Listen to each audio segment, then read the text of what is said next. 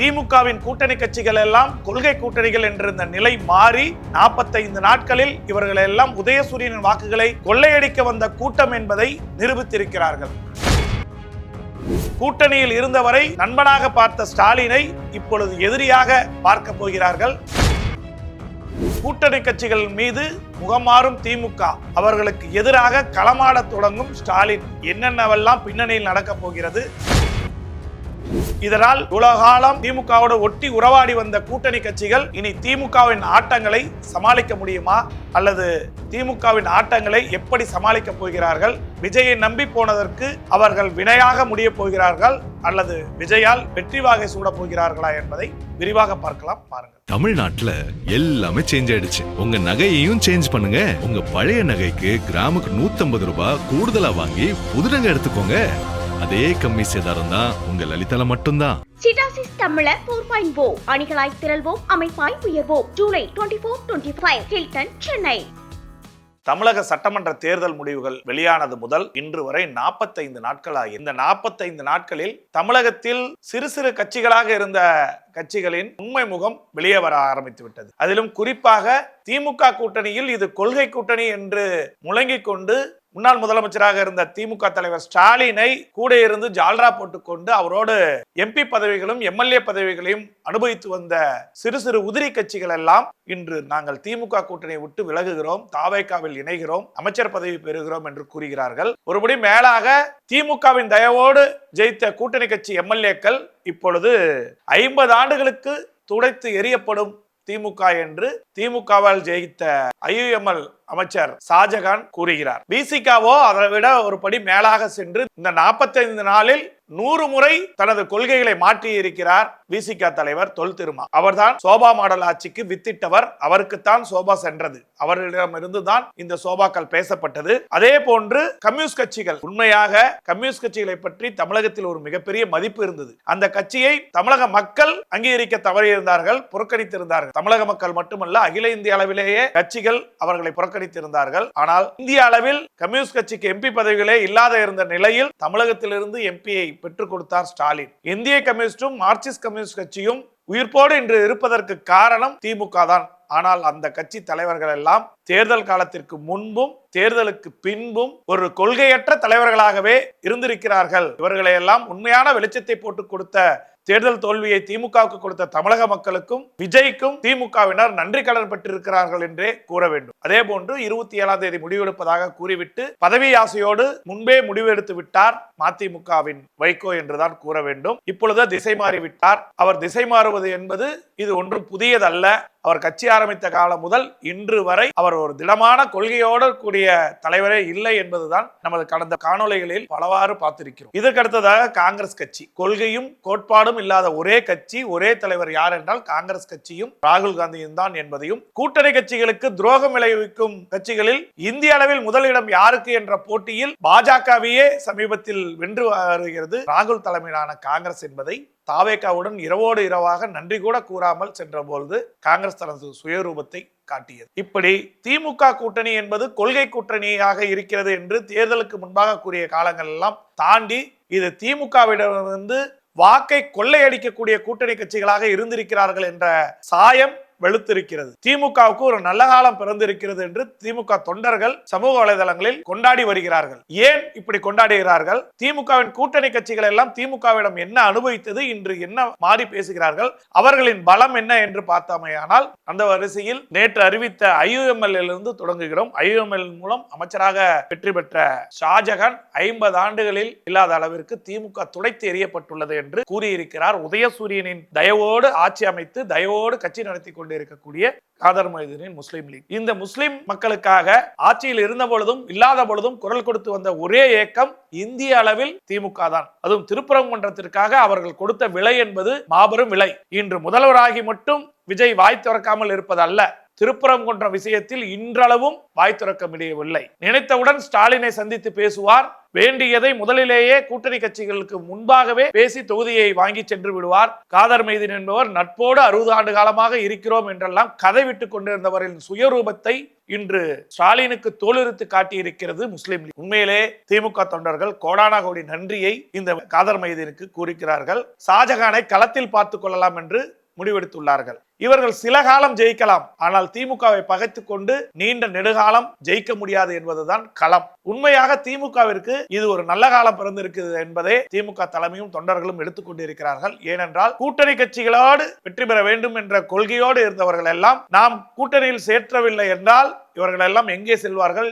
இதெல்லாம் பிற்படுத்தப்பட்ட சமூகமாக இருப்பவர்களின் வாழ்க்கை முன்னேற வேண்டும் என்பதற்காக கம்யூனிஸ்ட் கட்சிகளையும் விசிகாவையும் எல்லாம் ஒன்றிணைத்து ஐஎம்எல் எல்லாம் ஒன்றிணைத்து கூட்டணியை பேசி வந்தார் ஸ்டாலின். ஆனால் அவர்கள் எல்லாம் தங்களுக்கு பதவி ஆசையும் தான் பெரிதாக இருக்கிறது, தங்கள் இனமும் மானமும் போனால் என்ன என்று முடிவெடுத்திருக்கிறார் என்பதை உண்மை. ஆனால் இது காலத்திற்கேற்ப காலம் அவர்களுக்கு பதில் சொல்லும். திமுக இனி முஸ்லிம் லீக்களோடு கூட்டணி வைக்காமல் ஒட்டுமொத்த முஸ்லிம்கள் திமுகவுக்கு ஆதரவாக இருக்கும்பவர்களை திமுகவோடு நேரடியாக இணைத்து களமாட தயாராகி இருக்கிறது. அதனால் முஸ்லிம்களுக்கு என்று திமுகவில் மிகப்பெரிய வாய்ப்பு காத்திருப்பதால் இந்த ஒரு சில தொண்டர்கள் பலமே இல்லாத தலைவராக இருக்கக்கூடியவர்கள் பின்னால் இருக்கக்கூடிய முஸ்லிம்கள் எல்லாம் நேரடியாக திமுக தலைவர் ஸ்டாலினின் கொள்கை தலைவராக ஏற்றுக்கொண்டு வர இருக்கிறார்கள். அதே போன்று இருக்கக்கூடியது சிறுபான்மை சமுதாயம். ஆனால் அவர்களிடையே ஒற்றுமை இல்லாமல் 6-7 கட்சிகள் இருக்கிறது. அதையெல்லாம் அனைத்தையுமே புறந்தள்ளிவிட்டு நேரடியாக திமுகவில் சிறுபான்மையினர் அமைப்பை பலப்படுத்தி இனி வரும் காலங்களில் தேர்தலை சந்திக்க ஸ்டாலின் களமாற்றுகிறார். திமுக தயாராகி வருகிறது என்பதே அறிவாலை தகவலாக இருக்கிறது. இதற்கு அடுத்ததாக கம்யூனிஸ்ட் கட்சிகள் 2 பேரும் இவர்கள் எல்லாம் கொள்கைக்காக எதையும் செய்வார்கள் என்று நினைத்திருந்த வேளையில் சில சோபாக்களுக்கு இப்படி மகிழ்ச்சி விட்டார்கள். திடீரென்று கூட்டணி வைத்துக் கொண்ட தாவேகாவுடன் கம்யூனிஸ்ட் கட்சியை சேர்ந்த மகேந்திரன் இணைகிறார். ஏன் என்ன என்று கூட வாய் திறந்து கேட்க முடியாத நிலையில் இருக்கிறார்கள். தமிழகத்தில் விஜயை பொறுத்தவரை கூட்டணிக்கோ அல்லது கூட்டணி கட்சிகளுக்கோ என்று எந்த அகராதியும் இல்லாமல் இணைந்திருக்கிறார். இவர்கள் எல்லாம் பதவி சுகத்திற்காக சென்றிருக்கிறார்கள், வாய் திறக்க முடியாமல் இருக்கிறார்கள். இதுவே மகேந்திரன் திமுக கூட்டணியோடு கம்யூனிஸ்ட் கட்சியில் இருந்த பொழுது இணைந்திருந்தால் என்னென்ன பேசியிருப்பார்கள். தேர்தல் சமயத்தில் தங்கள் பலம் என்ன என்றே தெரியாமல் தங்களுக்கு இத்தனை சீட்டு வேண்டும் அத்தனை சீட்டு வேண்டும் என்று ஒரு வாக்கை கூட கம்யூனிஸ்ட் கட்சிகள் திமுக பக்கம் மடைமாற்றவில்லை என்பதே 24% தான் திமுக கூட்டணி வாங்கியதிலிருந்து தெரிந்திருக்கிறது. இந்த திமுகவின் கூட்டணி கட்சிகளால் திமுகவுக்கு எந்த பலனும் இல்லை. திமுகவால் பலன் அடைந்திருக்கிறார்கள் அவர்கள் தான் என்பதை தெள்ளத் தெளிவாக உடன்பிறப்புகள் உணர்ந்திருக்கிறார்கள். அதனால் வரும் காலங்களில் கம்யூனிஸ்ட் கட்சியை 10 ஆண்டுகளுக்கு முன்பே தமிழகத்திலிருந்து அப்புறப்படுத்தியிருப்பார்கள். ஆனால் திமுக தலைவர் ஸ்டாலின் போட்ட பிச்சையினால் இன்று கம்யூனிஸ்ட் கட்சிகள் உயிர் வாழ்ந்து கொண்டிருக்கிறது. அதை தமிழகத்தில் இருந்து அப்புறப்படுத்தும் வேலையை ஸ்டாலின் மேற்கொண்டு வருவார். இனிதான் கம்யூனிஸ்ட் கட்சிகளுக்கு ஆட்டம் என்பது என்னவாக இருக்கிறது. ஏனென்றால் ஸ்டாலினும் திமுக தலைவர் கலைஞரும் ஆட்சியில் அமரக்கூடாது என்பதற்காக மக்கள் நல கூட்டணியோடு முழுவீச்சோடு இணைந்து பணியாற்றி அம்மையார் ஜெயலலிதாவின் வெற்றிக்கு உதவி திமுகவின் தோல்விக்கு வித்திட்டவர்கள் தான் இவர்களை எல்லாம் கடந்த 10 ஆண்டுகளாக முன்னேற்றி வந்த ஸ்டாலினுக்கு இந்த பாடம் தேவைதான். இனியாவது இவர்கள் துணை இல்லாமல் நாம் வெற்றி பெறுவோம் என்பதை திமுகவும் தலைவரும் உணர்வார்கள். அதற்காக களமாட வேண்டும் என்பதே பத்திரிகையாளர்களின் கணக்காக இருக்கிறது. இதற்கடுத்ததாக விசிகா 45 நாளில் 90 முறை கொள்கைகளை மாற்றிக்கொண்ட சோபா தலைவர். இவர்தான் சோபா கலாச்சாரத்திற்கு வித்திட்டவர். இவர் 2 எம்எல்ஏக்களை வைத்துக் கொண்டிருக்கிறார். இவர் முதல்வர் வேட்பாளருக்காக ஆசைப்பட்டுக் கொண்டிருக்கிறார். ஆனால் தமிழகத்தின் எதிர்க்கட்சியாக இருக்கக்கூடிய திமுக மாற்று வழிகளை சிந்திக்கும் வேளையில் அதிமுகவோடு கூட்டணி அமைக்கலாமா என்று சிந்தித்து ஒரு சிந்தனையோடு கூட்டணி கட்சிகளை சரிக்கு சரியாக அமர வைத்து பேசியதில் குற்றம் காண்கிறார்கள். 2 எம்எல்ஏக்களை வைத்துக் கொண்டுள்ள திருமாவளவன் முதல்வராகலாமாம். ஆனால் 40-50 எம்எல்ஏக்களை வைத்துக் கொண்டுள்ள திமுகவும் அதிமுகவும் முதல்வர் பதவிக்கு ஆசைப்படக்கூடாதாம். உங்களுக்கு என்ன கொள்கை இருந்தது, கோட்பாடுகள் இருந்தது? தேர்தலுக்கு முன்பு வரை RSS பிள்ளை விஜய் என்று மேடைக்கு மேடை முழங்கி வந்த திருமா இன்று விஜயை பாராட்டி வருகிறார். ஒற்றை மந்திரி சீட்டுக்காக, சில சோபாக்களுக்காக. இவர் சமுதாயமும் இவர் பின்னால் இல்லை. அவர்கள் எல்லாம் விஜய் பக்கம் சென்று விட்டார்கள். தலித்கள் யாரும் திமுகவுக்கும் வாக்களிக்கவில்லை.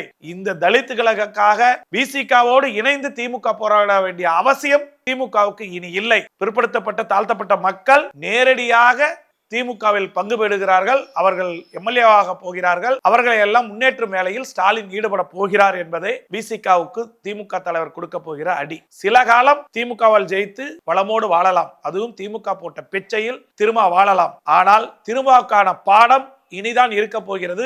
அவர் ஒரு கொள்கையற்ற கூட்டணி கட்சியின் தலைவர் எப்படி இருப்பார் என்பதை விஜயிடமிருந்து கற்றுக்கொள்வார். கூட்டணியில் கொள்கையோடு இருக்கக்கூடிய கூட்டணி கட்சிகளின் தலைவர் ஸ்டாலின் எப்படி இருந்தார் என்ற ஒப்பீட்டை திரும்ப சில நாட்களிலேயே காணப்போகிறார். அப்பொழுதுதான் திமுக தொண்டர்கள் உள்ள மகிழ போகிறார்கள். அது விரைவில் நடக்கப் போகிறது. மதிமுக 27ஆம் தேதி முடிவெடுக்கப் போகிறதாக கூறிவிட்டு இப்பொழுதே திசை மாறி செல்கிறார்கள். இவர் எந்த காலத்திலும் ஸ்டாலினை ஏற்றுக்கொள்ள மாட்டார். ஸ்டாலினை எதிர்த்து கட்சி ஆரம்பித்தவர் வைகோ. நான் முன்பே காணொலியில் கூறியது போன்று அரசியலில் நேர்மை, பொது வாழ்க்கையில் தூய்மை என்றதெல்லாம் ஒரு வேஷமாகவும் கோஷமாகவுமே வைகோக்கு இருந்திருக்கிறது. அவர் ஒவ்வொரு தேர்தலுக்கும் கூட்டணி மாறுவார், கட்சிகளை மாறுவார், தொண்டர்களை இழப்பார், ஏன் தலைவர்களே இழப்பார். தமிழகத்தில் அடுத்து ஆட்சி அமைக்கக்கூடிய கட்சியாக இருந்த மதிமுகவை இன்று கடைநிலைக்கு தள்ளி ஒரு லெட்டர் பேடு கட்சியாக மாற்றி கட்டமைத்ததில் வைகோவுக்கும் துரை வைகோவுக்கும் அதிக பங்கு.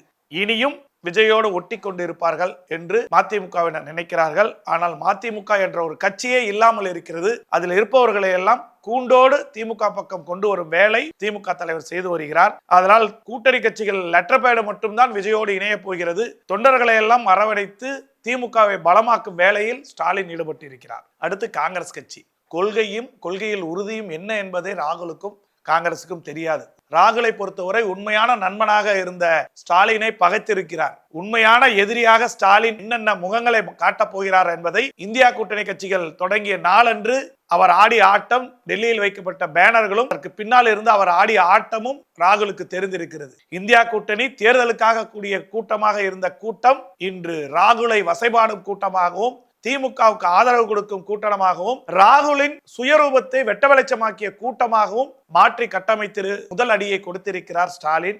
இனி வரும் காலங்களில் டெல்லி அரசியலில் அவர் ஆடப்போகும் ஆட்டம் ராகுலின் பிரதமர் வேட்பாளர் பதவிக்கே வேட்டு வைப்பதாகத்தான் இருக்க போகிறது. பார்க்கலாம். கூட்டணி கட்சிகளின் சாயம் வெளுத்த நிலையில் ஸ்டாலின் என்னென்ன களமாற்றப் போகிறார், திமுக என்னென்ன முகங்களை மாற்றப் போகிறது, இதனால் திமுகவோடு கூட்டணி கட்சிகளாக இருந்தவர்களின் கட்சிகள் என்னென்னவெல்லாம் சின்னாபின்னமாக போகிறது என்பதை எல்லாம் பொறுத்திருந்து பார்க்கலாம். பாருங்கள். தமிழ்நாட்டுல எல்லாமே சேஞ்ச் ஆயிடுச்சு. உங்க நகையையும் சேஞ்ச் பண்ணுங்க. உங்க பழைய நகைக்கு கிராமுக்கு 150 ரூபாய் கூடுதலா வாங்கி புது நகை எடுத்துக்கோங்க.